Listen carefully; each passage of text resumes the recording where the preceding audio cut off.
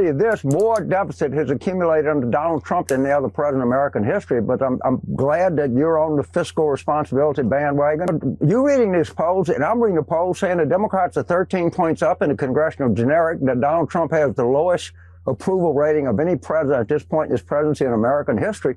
So your viewers are getting one view, and I'm reading another view. So one of us is right and one of us is wrong. I think the Republican Party is against the minimum wage. I think the Republican Party stands for more tax cuts for people making over $400,000 a year.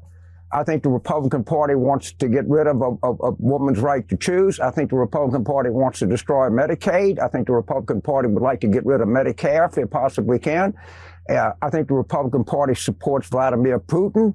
I think the Republican Party is weak when it comes to communist China. I see a lot of Democrats, do support men their rights to play women's sports. And you're not addressing those key issues that are. It's the key issue. What the High School Athletic Association decides who's eligible to play what sport is the key issue. We're going to continue to help people with health care, with Medicaid and Medicare, or the key issues that we're going to retire people, secure people's retirement security.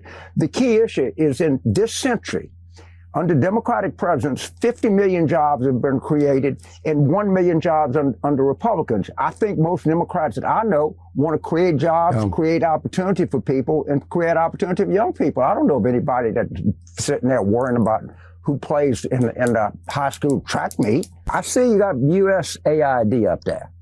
They spend $41 billion. They spend $41 billion. The federal budget is $6 trillion. I did the math, Sean.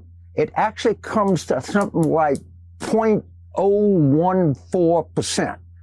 So take the $41 billion, put it against the $6 trillion, and see what you've done when your president is responsible for more federal debt than any president in the history of the United States. Do you know what year had the most domestic energy production in American history? I happen to know. I have no idea. Fact check. I do. That statement is true. We'll begin to get the Trump economy in place.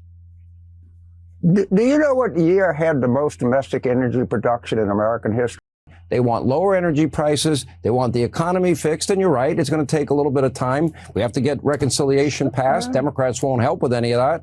So it'll probably sometime in May, we'll begin to get the Trump economy in place. Do you know what year had the most domestic energy production in American history? I happen to know. I have no idea. I'm not looking at USAID. 41 billion out of 6 trillion. That's your math. That's only 1% of what they're finding.